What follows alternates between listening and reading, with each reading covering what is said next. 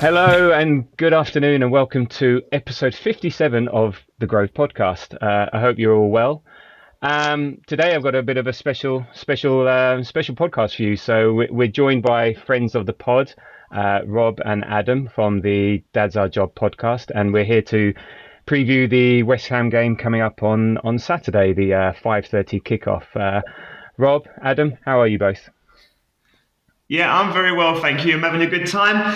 I'm looking forward to the weekend and the season ahead, but I think we also need to acknowledge that we are joined by an imposter to your podcast today, so maybe he would like to introduce himself. Adam? Thanks, Rob. It's always kind to get a very nice introduction there. My name's Adam. I'm a West Ham fan, and and co-host of Dad's Our Job podcast. I'm doing fine, thanks, chaps. How are you getting on? Yeah. Well, if you want to know the truth, I'm feeling old. My back is killing me. I'm wearing glasses more regularly than I used to, and my teeth are getting. Anytime I'm eating or drinking something hot and cold, now my teeth are starting to get really sensitive. It's like, bloody hell, I'm falling apart, which is really irritating me at the moment. So if I come across angry, that's why. But other than that, life is beautiful, and yes, I'm looking forward to the weekend ahead. So Grove listeners, we have been infiltrated, but I wanted to sort of have a fun alternative perspective to the game ahead. I do promise to clean the pod afterwards, so don't worry, it won't be contaminated for too long. And Adam is outnumbered 2-1, which might be the scoreline. Who knows? So we will remain completely Arsenal biased. That's for sure. So there we go. And sorry, Adam, it will continue like this, I think, for the rest of the pod. Apologies. All right. So yeah, just before we preview the game, to look back a bit. So Rob, how did you feel about the Sporting game midweek? And Adam, you know, if you managed to see it, how did you feel about the game? I mean, other than we were bloody brilliant. Yeah, it was. I thought Forest was the best game I'd watched us play this season, and I think it was the most complete Arsenal would look this season. So winning 3-0 against Forest, I thought was amazing. I did have reservations about playing Sporting, even with the loss of their manager. I can't remember the number exactly, but it's something like 30 games or something at home or something, right? That they haven't lost. So I did expect a really tight game, but what we did to them blew me away, really, because I wasn't expecting something that comprehensive. And it wasn't even comprehensive towards the end. It was just the most professional performance you could expect to see away in the Champions League. I think it's the first time we've scored 5 away since the early 2000s. And everything Arsenal did, aside from the goal, which that we conceded, that maybe you can attribute to Saka backing off too much. Apart from that, everything we did turned to gold, and we showed Sporting up, and it was amazing. I thought Timber was low-key one of our best players, and I think long-term it could spell trouble for Ben White, which I say with a heavy heart because I'm a big Ben White fanboy. But he was really, really good, and the connections he was making with Odegaard and Saka was incredible, and a lot of our build-up play was coming from the back into them. And then Odegaard on reconnecting with Saka just shows everything that we were missing when he was injured. So Saka speaks for himself, and we gave Sporting a lesson, and it was amazing. No, indeed. And I don't know, Adam, did you get to see the game? Do you have a perspective from not being an Arsenal fan when you watch these sort of games? Yeah, from a neutral perspective or non-neutral, depending how you see these things. Oh, did you play in the week? I'm sorry, I get so lost now that West Ham ain't in Europe anymore. I forget that European football's on in the week. No, I did catch some highlights, especially the celebration for Gabriel, getting it wrong, covering his eyes rather than his mouth. But again, I think it just shows your true quality, and I think you probably played Sporting at possibly the best time, really, when they've lost their influential manager in Amarim, someone that I'm a big fan of, as discussed on our podcast. But obviously, that result shouldn't if Sporting Lisbon fans are listening to this for some reason, it's been a bad result because again they're in the transitional phase themselves, and they've got ex-players João Pereira as their manager now, um, and again he's gone from the youth ranks, so he's going to be developing the next stage of Sporting Lisbon. But in terms of Arsenal's, this is an Arsenal podcast. I think you played relatively well. I still have reservations about Calafiori, which I'll touch on at a later point. But I think seeing you guys seeing Saka back, Odegaard back, I think you're starting to see the wheels in motion again for Arsenal. Something that you've No, suffered over the past few months, really, in terms of injuries from international breaks. So. yeah. And no, it's interesting you both touch on the fullbacks. I think it's a great problem to have. Timber or White, they can alternate. White can play anywhere across the back, well, the two central spots and right back. So this is what you want. This is where we're building a squad where we're raising the floor as well as the ceiling. So I think it's actually a great thing for White and for the team. And in terms of Calafiori, yeah, he's got, I think going forward, he's great. He's got a lot to learn in terms of defending the Arsenal way. But I think what happens is that Timber goes more forward at the moment, and then Calafiori sits as part of the back three. So, but these are all good problems to have around that. And you, Adam, you just touched on it now, but I'll ask this to Rob in terms of the season we've had so far. Rob, how do you feel about the Arsenal season so far, and what do you expect for the rest of the season? So I've been frustrated, not because I think Arsenal have been particularly bad. I don't always think we've had the rub of the green. So we've had the suspensions and they have been discussed in depth everywhere, but we've had the suspensions, we've had the injuries, and actually, and I mentioned this on our pod, a lot of the goals we've conceded have been dodgy goals of our own doing. So like, even if you look at Liverpool, Martinelli loses the ball at the top, and then Salah scores. The goal we conceded against Brighton, dodgy deflection of Gabriel. Justin's wonder goal and the deflected goal. A lot of the goals we've conceded in another world are completely avoidable. So there have been frustrating times, but I do finally feel like we're getting close to what our form needs to be for December. We've got West Ham United, Fulham, Everton, Palace, and Ipswich between now and the new year. They're all winnable games, and we should be winning every single one of them, especially if we're serious about winning the league. But then January onwards, we've already played Villa away, we've played Spurs away, we've played City away, Newcastle, and Chelsea.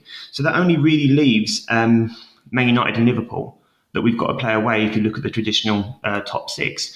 So I'm actually really hopeful, and I think we've got a lot in the tank to push us towards winning the title. It's going to be a big ask because Liverpool are looking good, but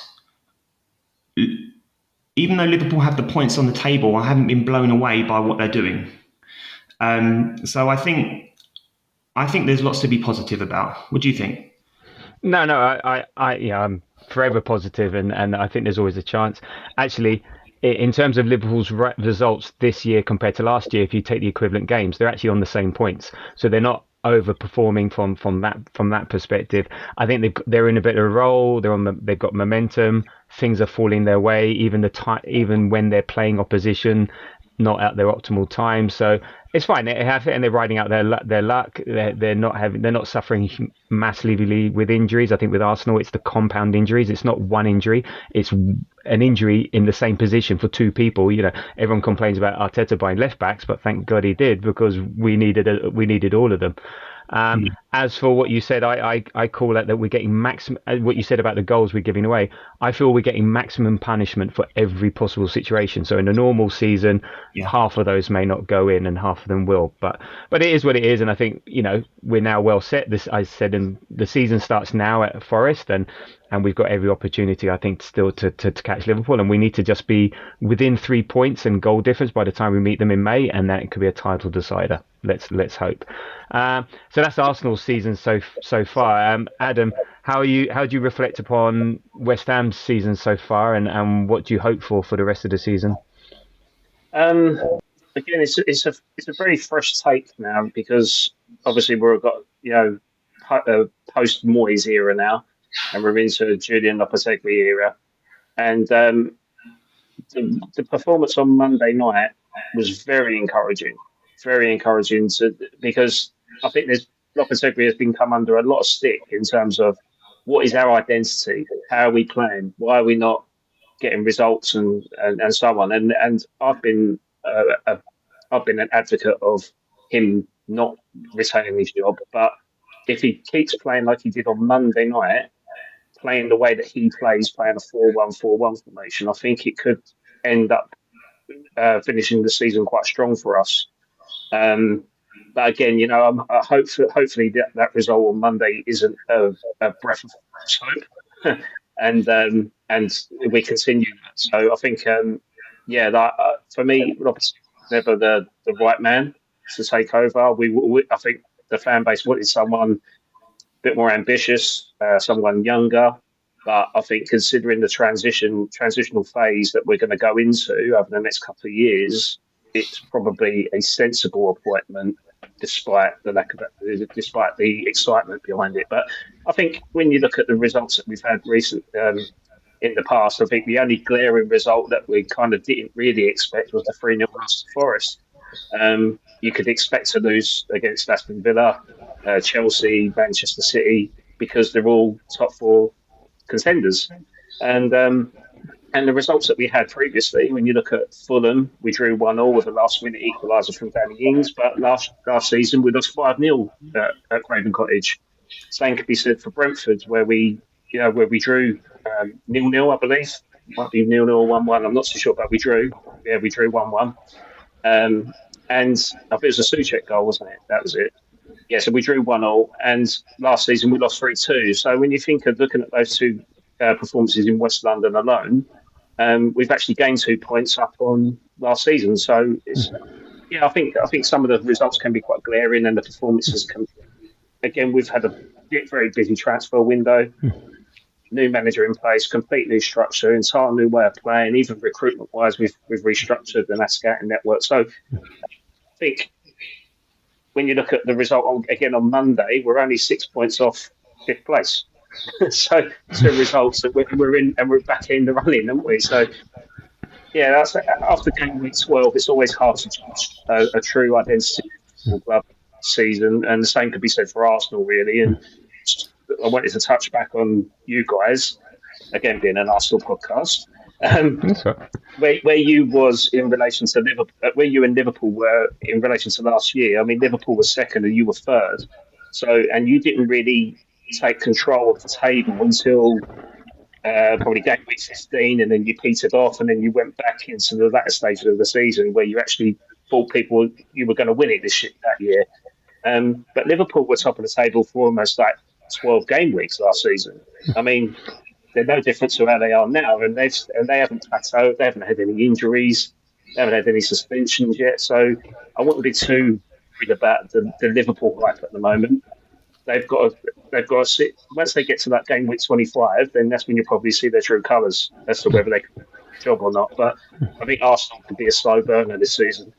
Yeah, I think maybe it might suit us chasing rather than being at the top. You know, the pressure and stuff like that. Yeah, twice we've been at the top and unfortunately fallen for whatever reason. You know, people say mentality, bottled it. I hate that narrative, and I think it's complete nonsense. There's reasons for it. It's still not great.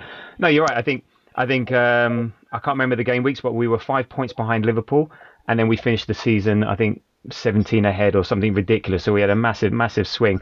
I think what helped is that we had the win against them in January, which sort of kick-started us and then push them back a bit. So it's not insurmountable. It's there. It's, but everyone at the moment, they beat Real Madrid last night. So everyone's thinking, and they've got momentum.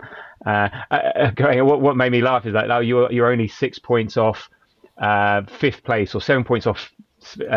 Even you're only 7 points off Arsenal, and that's you're closer to us than we are to Liverpool. But we don't think you're going to catch us. We just think we're going to catch Liverpool. So yeah, you're right. I think even though the table doesn't lie, they've got their points, and good luck to them. As I said, they still got a lot of hard away games to do. We've been front loaded in terms of our away schedule. So yeah, until it's mathematically impossible, then we have hope. I mean, just thinking about West Ham, just looking at it, I would say you're sort of consistently inconsistent, or whatever. That you've won four, drawn three, lost five. So, you're sitting 14th on 15 points, goal difference -4. You've scored 15. Let in 19. And yeah, just looking at your wins and losses and draws is just sort of you win one, you lose one, you draw one, you've not been able to get any momentum going now. Yeah. Now is that opposition, style of play, injuries? What do you put that down to? That inconsistency, as in 1 minute amazing, you're beating Newcastle. I mean, we couldn't beat Newcastle. You beat Newcastle away. You're drawing at home to Everton, and then you're losing away to Forest 3-0. How do you explain that? I think it's just that's it's trial and error, isn't it? Because I think after the first 3 game weeks, we were still signing players. That we brought in John Clare Tadibo on loan with a view to buy for £40 million. He was playing 40 minutes a game. Wasn't really playing the entire game. And then he started building his match fitness up and started playing longer. Our sort of our defensive lineup has been different most games. Um, when you think we've got Emerson, who seems to be the consistent left back at the moment, but then our centre back pairings could be Kilman or Mavropanos or Kilman and Sadibo. And then right back, because Aaron Wan-Bissaka come in again after a couple of game weeks, we played Kufal, and then we played Aaron Wan-Bissaka, and then some weeks it will be Aaron Wan-Bissaka will play left back or Kufal will play right back, and then the centre back pairing will change again. Our goalkeeper position has changed. Selection has changed all the time. We've always relied on Areola. Now, for some reason, Fabianski's getting a run of games now. So again, I think it's just trial and error and trying to find out the right blend. And I think like, I don't want to bang the drum about it, but I think we found that against Newcastle, because I actually watched that game and I come away thinking, I really enjoyed that. That was the first time in a long, even the Conference League final. I didn't enjoy that game whatsoever because I thought it was such a good game. But with the Newcastle win, it was very satisfying to see the team play the way that they are. Even that centre midfield shape, we could play with two CDMs with Rodriguez or Alvarez, and then that seems to doesn't work, and then Alvarez gets sent off, so then you've got to find another partner for Rodriguez. Pakistan been hit and miss. He's either playing left wing or as a number 10, and Kudus gets suspended. So there's been a lot of chop and change in that squad, and you can understand why we win one, we lose one, we draw one, we lose one, we win. Like, I can see the pattern of that, but hopefully after the Arsenal game, we'll have everyone back fit and no suspensions, and then we can really judge how we get on. So yeah, that Fulkrug has been injured. He's supposed to be our starting striker, and I'm a big fan of Fulkrug, and it'll be interesting to see how we play when he's in the squad. And obviously relying on Antonio still. So, Yeah. so No, it's quite interesting. You mentioned that final, and you kindly sent me a photo of Declan Rice holding a lovely flower vase, and so that was very nice. That was very nice of you to do that. And so on that, actually, that leads me to a couple of questions, and I'll ask this to both of you, and maybe I'll start with you, Rob. Would you rather be a West Ham supporter with that one trophy in recent years, a third tier European trophy, but it's still a trophy, or would you rather be in Arsenal's position where, okay, we haven't had the silverware, but you can't deny that we're a very good team with huge potential? Which one you would rather be? And we have these discussions in the Grove where it's all about silverware. Or I want silverware. I want silverware. Some people like that. Some people like me are a bit more the project, the growth, the development, the potential, the team, watching it week in, week out. So Rob, where do you sit in terms of that trophy versus Arsenal's potential? Well, I'll answer it. I suppose I'll start by answering this way. I am 38, and in my lifetime, Arsenal have won 10 FA Cups. So that's one trophy every 3.8 years, and I love the FA Cup, and I love that Arsenal are the leading team in the FA Cup. One of the things that Adam said was that sometimes he doesn't enjoy watching West Ham play, right? And there's a lot of teams that don't enjoy. There's a lot of supporters who don't always enjoy watching their teams play. I enjoy watching Arsenal play, I'm so entertained when I watch it, because I like watching it when you can see it's almost like we're playing chess and everybody else is playing drafts. And I love the way we overwhelm the percentages, we hog the ball, we cut through defenses so well, but then we also defend so well. And I would choose that over a trophy for sure. However, I do want to see the cherry on the top. And I'm not trying to give an answer where it's kind of like I want both, because every football fan wants both. They want beautiful football and they want trophies. But when you look at us during our banter era, as people call it, God, it was rough. We used to go forward so well when we had Ozil and Sanchez running about, but we knew if the ball went over the top, we were probably going to concede. So we've come a long way since those times. And I would choose where we are right now over winning the Conference League trophy. And that's not a slide. And then, you also have to take into context that West Ham fans, Adam's never celebrated a trophy. And so when you're kind of pairing that off one against the other, would I choose bad football and the Conference League? No. I think is the best way I can put it, because I've been spoilt in my life. Yeah. I've seen 10 FA Cups, an unbeaten season, and the Invincibles. I've seen so much of those exciting things that I couldn't choose what West Ham have right now. I couldn't. No, I know. Look, I'm not trying to be condescending here, and I'm not trying to put someone in their place. It's just a genuine question, because it's a discussion we always have. No, I mean, and this is like directed at Adam. I totally see your point of view. So you're right. I think that's really interesting, that context around that. But yeah, actually, Adam asked you the same question. How do you marry up one with the other, and which it's an impossible answer, I think, to a certain extent. But yeah, how do you feel about that question? Right. I don't know if you noticed that we had a bit of a technical glitch there, so we had to stop and set up a new recording. But we'll go again. So we'll go again. Adam, would you rather be an Arsenal fan or a West Ham fan? Go. Good joke. No, I think it's all down to context, isn't it, and the demographic of the fan, isn't it? I mean, as I was alluding off air, that if there was a 10-year-old boy and he had to choose, who had no influence over two clubs, and he had to choose West Ham or Arsenal, I think West Ham could be a good contender there, because obviously we've been in Europe back to back to back.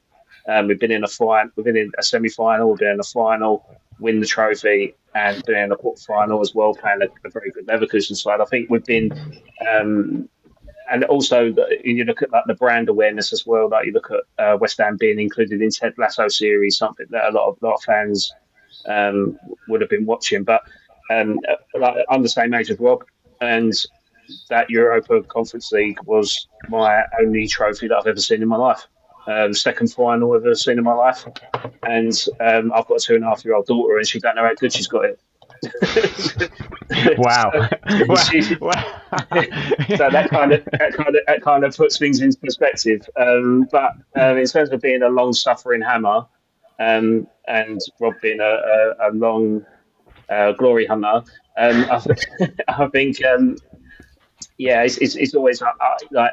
You have to choose Arsenal over West Ham. You have to, because of the history, because of the Arsene Wenger era, even the George Graham era before that, where you won the league at Liverpool, 1-0 to the Arsenal. Highbury was always an iconic stadium.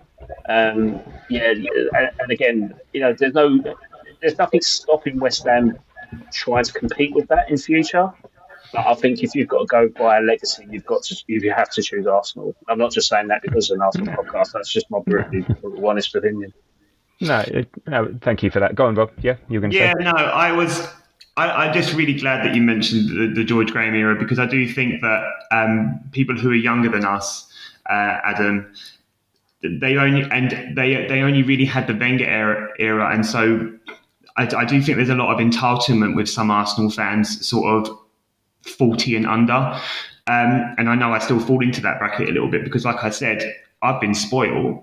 I don't take for granted anything that we have won, but I have been spoiled. And I think what George Graham did to the club and for the club was incredible. And I read the '89 book that Amy Lawrence wrote, and I watched the documentary that went with it, and it's just breathtaking stuff. And even what happened in '89 when we won the title at Liverpool, and we've made a point of doing that since as well.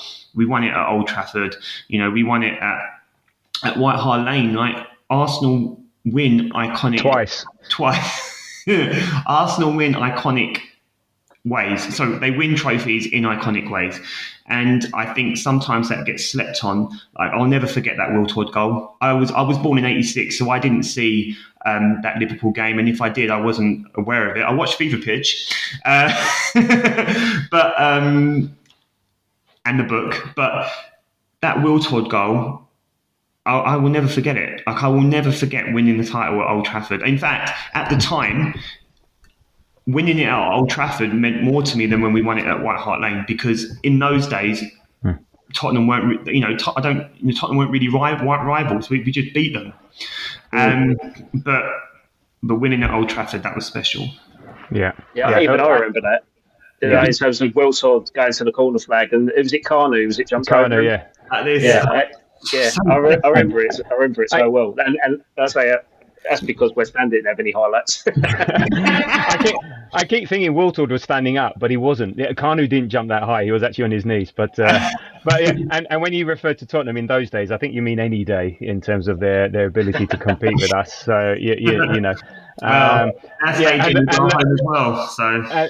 And it's interesting you mentioned George Graham. I started in the Terry Neal era, so back in the late 70s, early 80s. So, and that was dross, unbelievable. But yeah, I don't know, there's something that hooks you in, and it's your team for life, and you can't change it. So it is a bit of an impossible question, because you've got your team, it's who you support, and you support them whoever they are, and it's just luck of the draw, family, location, whatever. I think to your point, in the last couple of games, again, recency bias, but they're not so recent, last season, other stuff, just watching Arsenal play and just the skill levels. And I think it's all Premiership players, and I don't think you realise how good these players are. The players were firing in, literally shooting a pass, and the control and move. And it's a bit like that thing when, Keane goes on about when team players would join Man United, and the first thing they do in training was fire the ball into them and see how they can control it, and are they up to the standard, and they'd very quickly be soon found out. But just seeing, that's one thing doing it in training, just seeing it on the pitch, and if you just watch some of the pass and movement and the control and just everything about it, it's incredible. So it is a joy to watch, and I think I said it in yesterday's pod, enjoy it, because this doesn't happen every day. This doesn't happen every week. You've got to enjoy those good times, because dross could be around the corner very quickly. So with that photo Adam so kindly sent me, there was a beautiful picture of our Declan Rice.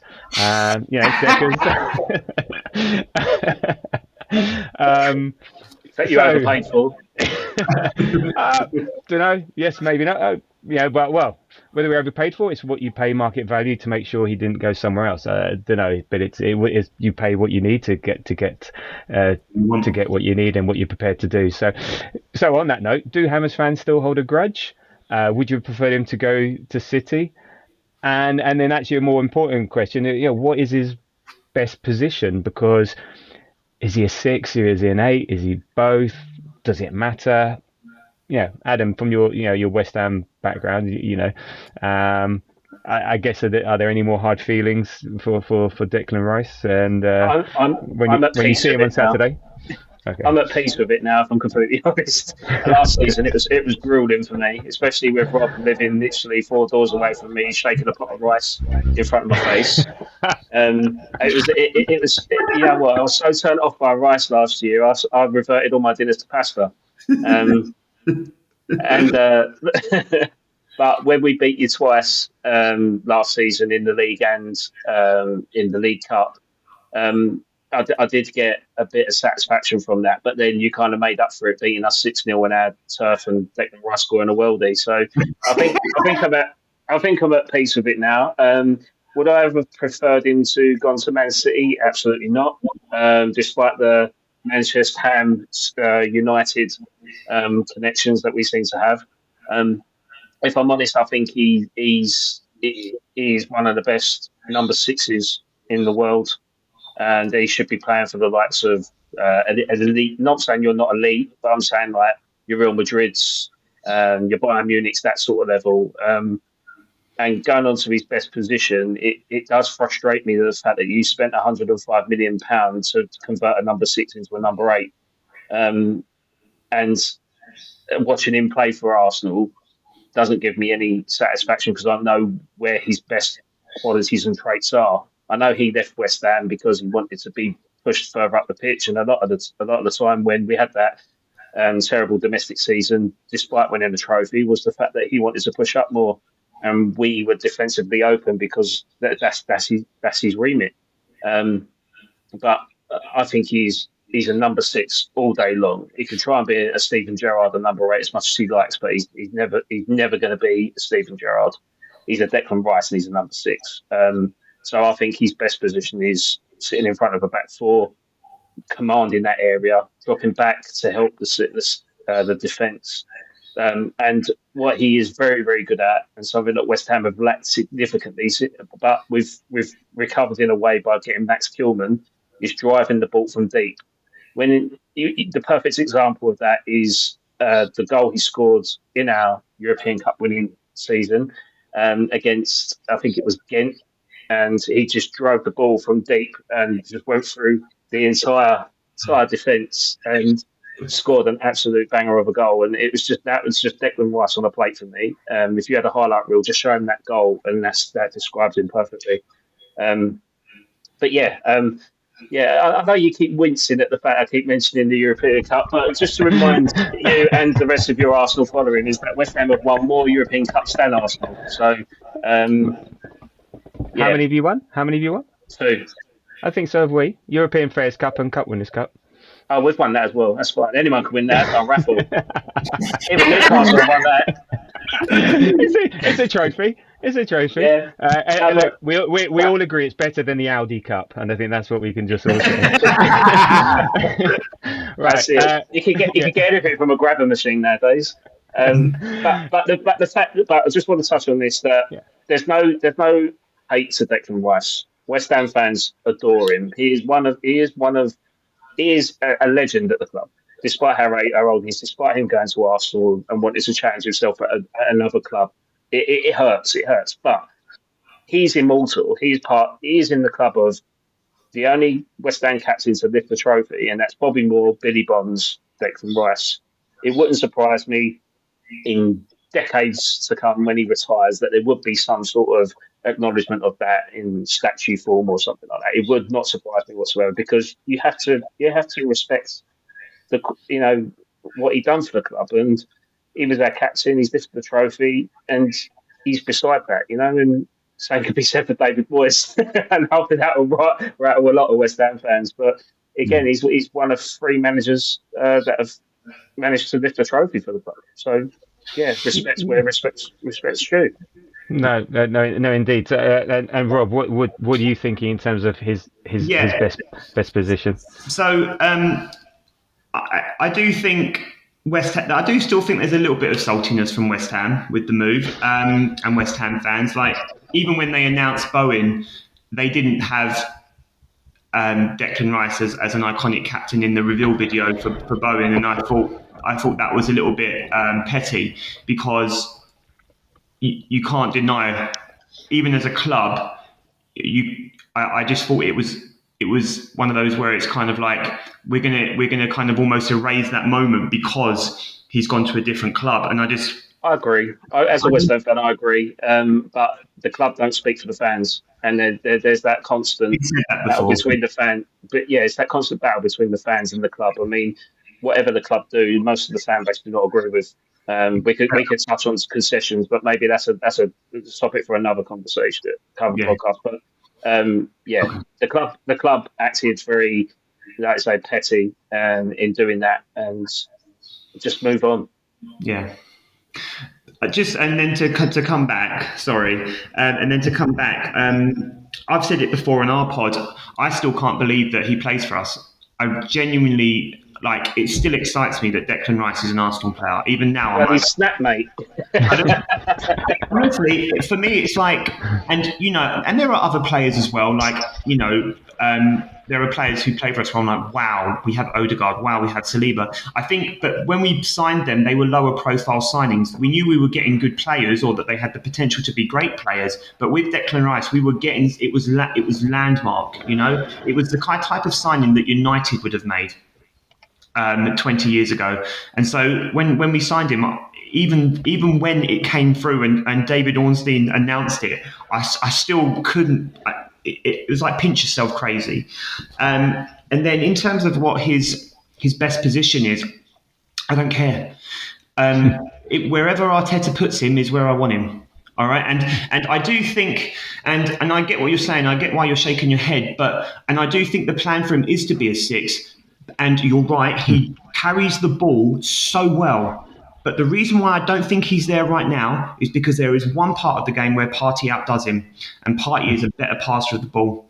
And that might not be received as well, but some of those line cutting passes that Partey makes, Declan Rice is not there yet, and he will be. And I'm not suggesting that Declan Rice can't make a pass either. All right, but Partey has done better than this season than I think was anticipated. I think the ideal lineup this season, when we started the season, if Mourinho had not been injured, would have been Rice, Mourinho, Odegaard.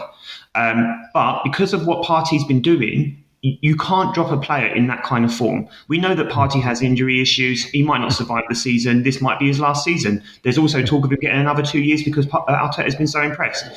But you can't drop a player in that form.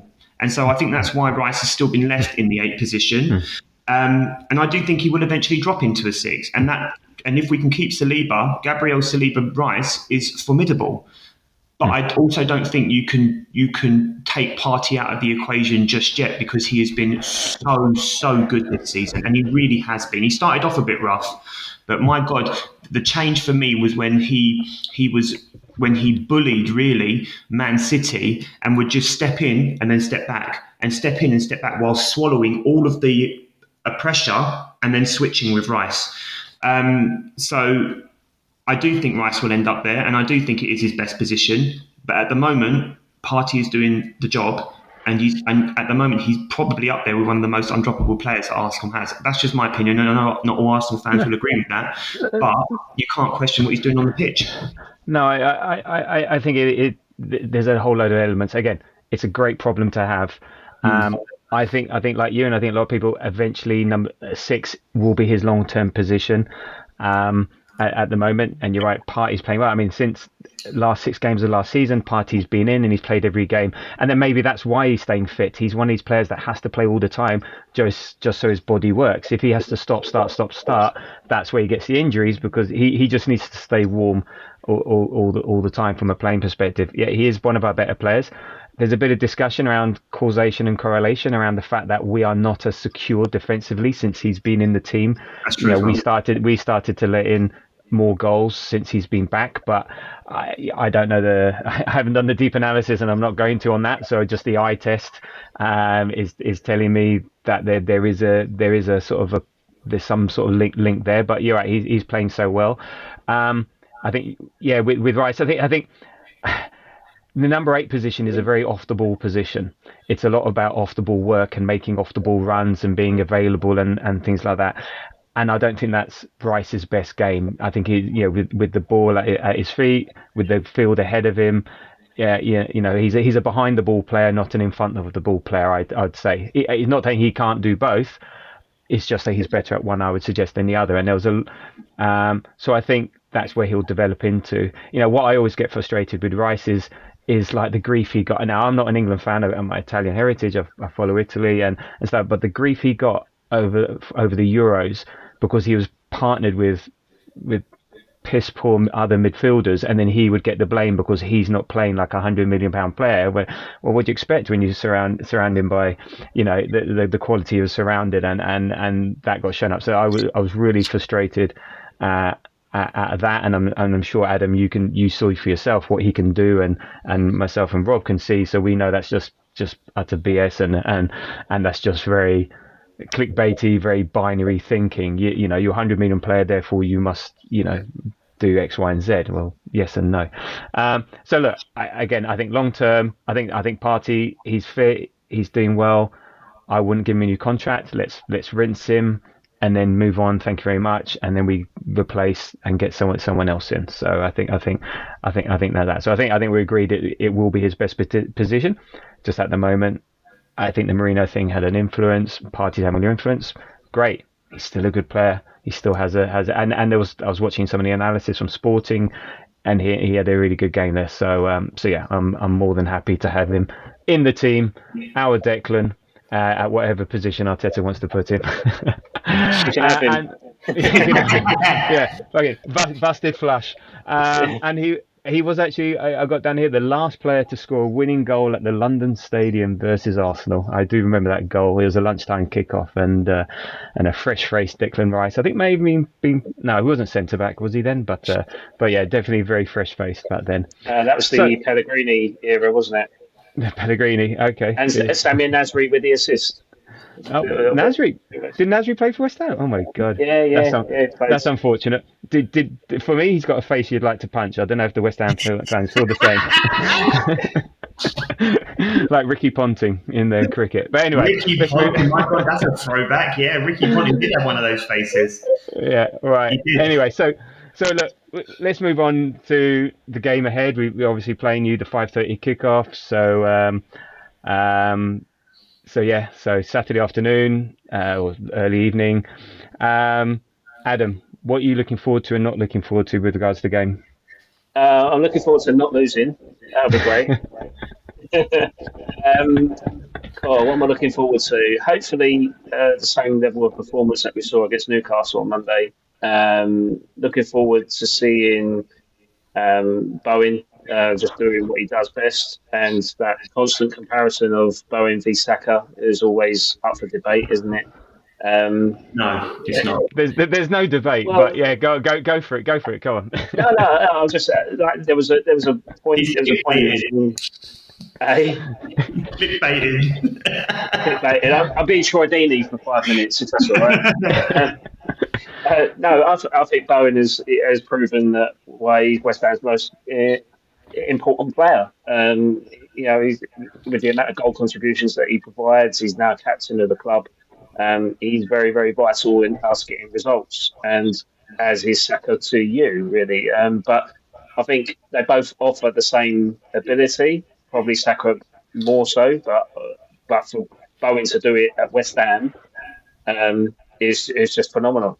If he'd done that for Arsenal, I don't think people would be talking about it that much because that's the level of expectation. Because he'd be doing it in the reserves, Dad. What's that? Because he'd be doing it in the reserves. Yeah, but the thing is, if Saka done it at West Ham, if he gave those figures at West Ham, then everyone would be ranting and raving. But it's just Saka. With Bowen to do it in a West Ham squad is probably more impressive than Saka doing it in an Arsenal squad, if you know what I mean, because you're playing around better people for you to be able to produce what you need to produce. So I think there's that Adrian Durham debate saying that Bowen should be playing for a Champions League side. Well, yeah, he should be, but he's not. So he's playing for us and he's doing well and he gets the plaudits. But that's what I'm looking forward to hopefully seeing Bowen by the masterclass, because he always seems to turn up against Arsenal. What I'm not looking forward to, again, is seeing a fully fit Arsenal squad again, with the exception of Ben White. But Declan Rice is back, Saka's back, Odegaard's back. You've got Saliba back from suspension. You've got Timber back, who really, if he didn't get injured last season, we would be talking as Premier League champions right now. But yeah, I think that's what I'm not looking forward to, a stronger Arsenal squad. But yeah, I mean, West Ham Arsenal games at West Ham, either if it's at Upton Park or London Stadium, they've always been tasty affairs. So I'm looking forward to it, especially under the lights in an evening kickoff. Rob? And by under the lights, he means we'll be watching it at our local. I got it right. Very good. So, Rob, what are you looking forward to? Not looking forward to? I'm looking forward to this game because I like a London derby. I grew up in Upton Park. Basically, I grew up down the road from Upton Park. My dad is from North London. That is why I'm an Arsenal fan, and it's never even been a question for me. So I do have a soft spot for West Ham, and I like to see West Ham do well. And I was super happy for them when they won the Europa Conference League trophy. So I look forward to these games. I also look forward to the bragging rights of potentially winning because growing up in Upton Park, I have more West Ham fan friends than I do any other football team group. So the potential payoff for winning is huge because there's so many people you can roll up. So I like that, and the games have a tendency, or in my memory, I feel like maybe because being ribbed so hard when we do lose to West Ham, I always feel like these games are relatively close, or maybe it's just because they're close to home. I don't know, but I do think Arsenal will come through. But it's going to be awkward sitting in the pub next to him if we do lose. It's awkward sitting next to me on a daily basis. It is pretty awkward. I can see you, mate. Very good. And no, and in terms of how we'll line up, I mean, Adam, you mentioned certain players. Well, I feel that the Forest game and then the Sporting game means we're not too sure who's going to play. He's got options to him. We're playing like a game every 4 days now for the next 2-3 months, and you just can't be playing the same team week in week out. So for me, it could be that he plays again Trossard from the start or Jesus instead of Havertz because we've got Man United midweek, which again I know you've got to play one game at a time. And maybe the Forest game was a one-off because it was post-international break and he was going with freshness rather than freshness and availability, maybe rather than his strongest team. Marino could come in. So I really don't know whether we will be playing our, in inverted commas, strongest 11. I think we have starters and finishers. I don't think there is such a thing as a starting 11 or a regular 11, especially when you're going through this. We cannot be playing Timber, Saliba, Gabriel, and Calafiori week in week out. With Champions League, we've got the game against Palace in the cup. So, so I would love to see our strongest team because I want to see us win, but there may be a bit of bigger picture thinking happening. But then on the other side, Arteta is once he gets wedded to a team, he likes to play it and play it and play it, and then hopefully win the game early. So, for instance, if we did a repeat of last year, and then half an hour to go, bring on the subs, take people off, and so on. So it'd be interesting to see what lineup he goes with. I think we're now going to be every game we're going to be second guessing, and we have to just trust in him, trust the process, trust he knows the situation better than us. Because I think last week it was all a bit of a surprise. Havertz on the bench, Rice on the bench.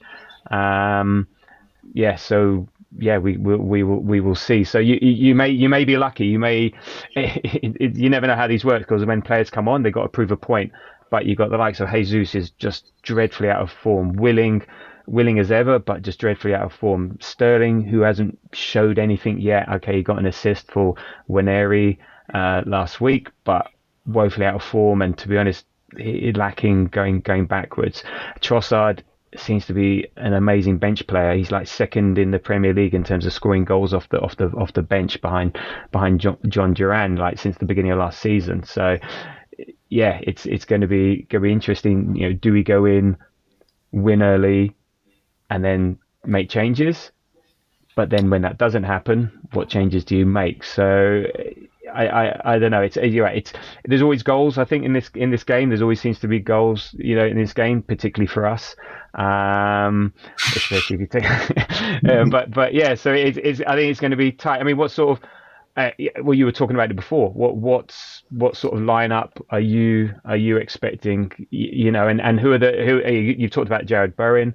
Who else is it that the sort of the danger men that you'd be relying upon? Yeah, I think in terms of the selection, I think you can't go much past what was successful in the week. Soler and Paquetá as your two number tens, Somerville out left, Bowen right, Antonio up top. That is pretty much set in stone. And you've got Souček in the middle of the park. But the selection headache, which could change all of that, is the availability of Alvarez now because he served his ban um, after receiving two reds already this season. Um, so Lopetegui has got something that he needs to consider: does he drop the consistent Souček to put Alvarez in that CDM role? I'd rather he didn't. I'm not a big fan of Alvarez anyway. Um, so I think that's the only sticking point. I think you could pretty much expect with the same lineup as what had happened on Monday with a potential swap out for Alvarez for one player. Yeah, that would be my lineup. And how big a miss is Kudus? So Kudus is going to be out. It's harsh. Fulkrug, I didn't even know he exists as a player at the moment. And then also you Lopetegri's in the stands. So yeah, Yeah, how much of a miss is Kudus and Lopetegri?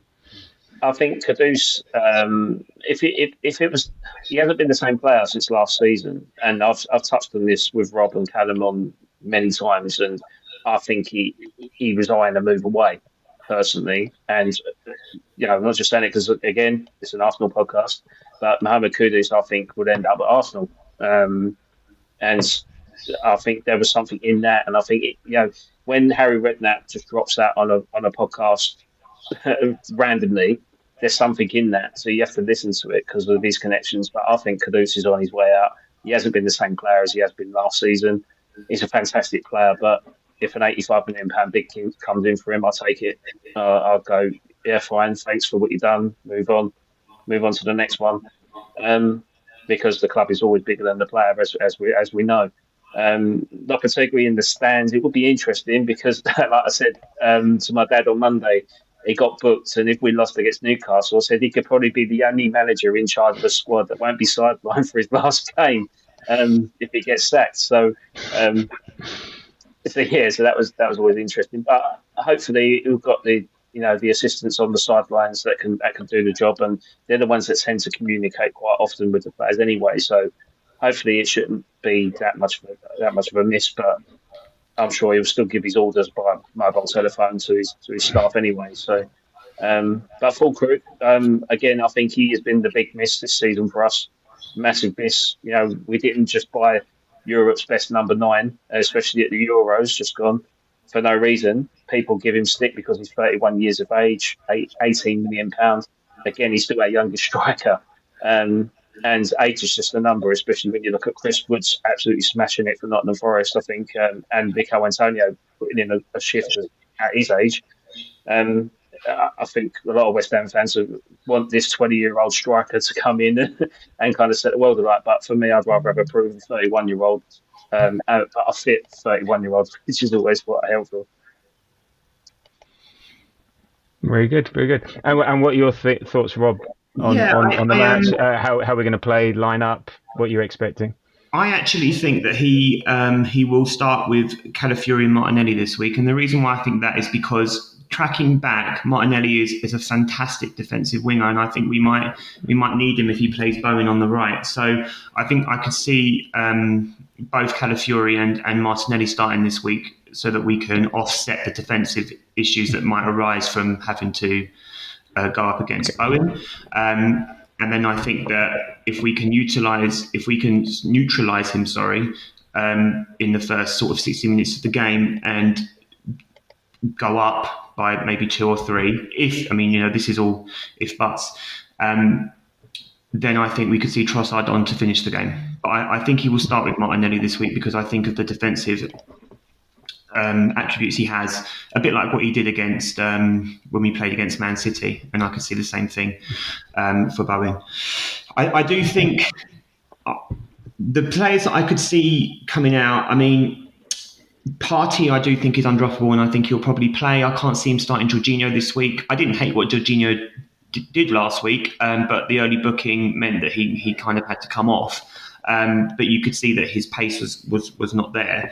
I do think Rice could be dropped actually, and that's only because he's still, he didn't go on the international break, did he? And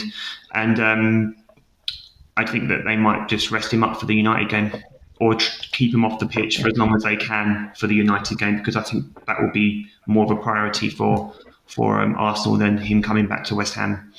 So I could see Rice being dropped actually. I wouldn't like to see Jesus start. Nothing against Jesus, and like you said, he's very willing, but we have to be starting Havertz. I just think he's our best forward. So that's what I can see. Okay, so no, thank you, Rob. So look, let's get some predictions in. So last year, West Ham ruined our Christmas. How they won a game where they had 26% possession, expected goals 1.42, only 6 shots compared to 74, 2.77 and 30. That was a smash and grab. That was, don't know, but we made up for it at the London Stadium, thankfully. We'll see. So what are your predictions? I'll start with you, Rob. What are your predictions for the game? Well, aside from Ipswich and United in El Sacchio, they've been pretty poor at home, West Ham. And we're pretty good away from home, as we've shown against Villa, Spurs, City and Chelsea, and Newcastle was rough. But aside from that, we've been pretty good against good clubs away from home. I'm going to say 3-1 because I do think West Ham will score. It wouldn't surprise me if it was Bowen or if he was involved at the very least. But I do think that we could be on for a Saka and Odegaard masterclass. So, and it wouldn't surprise me if we scored from a corner. As we do. Big gaps. As we do. Okay, 3-1 to Rob. Yeah. Adam, go on. Where's the hopium?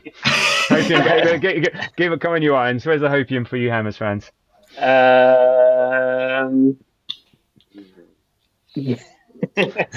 think I'll go with my heart over my head. I'll say 1-1. So I always think there's always a draw that happens in the most recent results. I mean, I was just looking on my phone just now, and Andy Carroll bagged the hat trick against Arsenal, and we drew 3-3.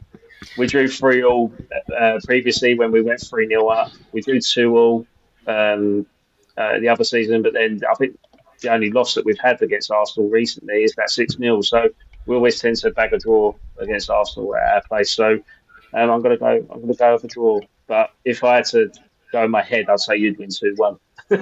So. No, that's fine. That's all good. Okay. I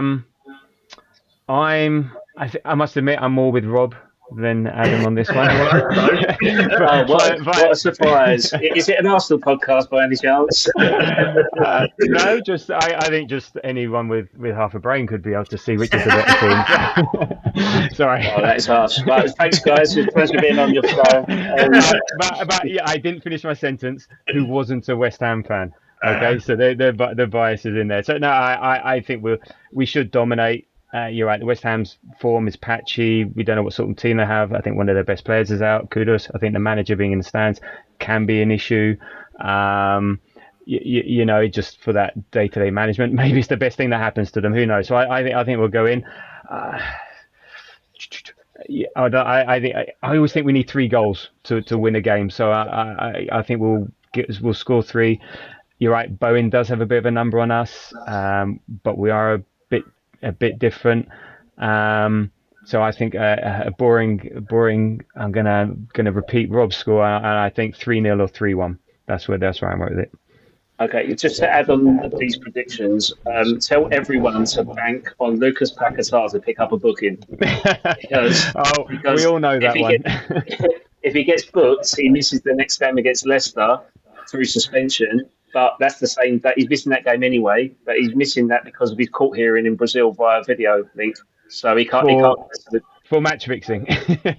Potential match fixing. But now that is the irony of all ironies. Yes, that would be interesting. And actually, I say, isn't Leicester your biggest? I know you don't want to forfeit in inverted commas a London derby, but Leicester should be the one, a bit like us.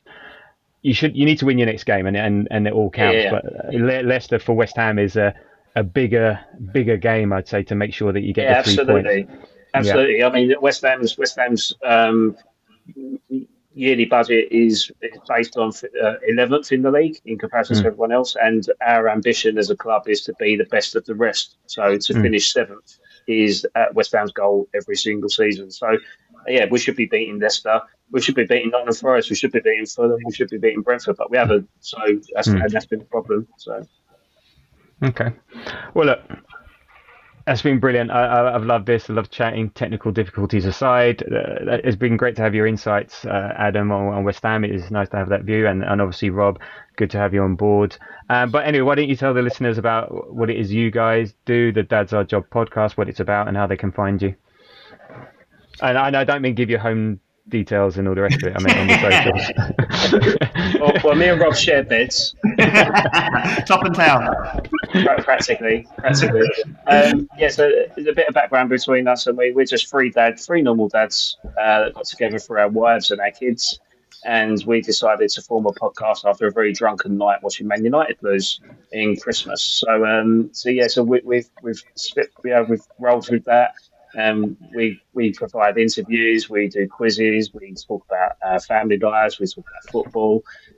We're just trying to highlight dad life and the struggles of trying to support your clubs while you're trying to bring your young families up. Um, yeah, and that's basically us. We record every week. We try to get people on for interviews, and they open up about their family lifestyles. And funny enough, we seem to provide a platform that people just seem to open up and tell us the most personal things ever. But that's why we do it. We try and give people that platform to be comfortable and talk about their kids. And there's nothing better than talking about your kids and your family. So whilst supporting your football club. So yeah, it's good. No, Check it very out. good. No, very good. No, I've had a listen. It's good. It's good fun and interesting, and I can resonate to a lot to it. Like, I've gone past the stages where you're at, but as I said to you when I chatted with you guys at the beginning of the season, it just keeps going, keeps evolving, keep learning, keep something. There's always something. There's always something, and it's great, and it's fun, and it's challenging, and the football element. I think it's beautiful that what me and my son do, going to Arsenal, or whenever we can. We can't sit together anymore, but when we did, that was fantastic. But now we meet up after games, we talk about it. It's a wonderful shared experience from a football perspective, and I think you're very fortunate if you can do that. So yeah, it's good stuff, and I love listening. So in terms of our pod, look, we're on Threads, we're on Blue Sky, at the Grove AFC. So come and find us. Drop us a note, whatever you want. This will come out on Friday, and then our next pod will be when we review the 3-1 victory over West Ham and Paqueta's yellow card, and then the big game against Man United midweek. So again, just one last time, thank you, Adam. Thank you, Rob, for joining me. That's been great. Thank you for having us. Thanks, Tabs. And I'll just leave this podcast on one note that I'm forever playing bubbles, and West Ham are massive everywhere we go. Oh, you love a comedian. You love a comedian. Okay, and I will just leave it with thank you if you made it this far. Well done. I barely did, and that's only because I'm distracted because I've got a ticket in the basket for Brentford Arsenal. But there we go, and I will leave it with come on, you Gunners.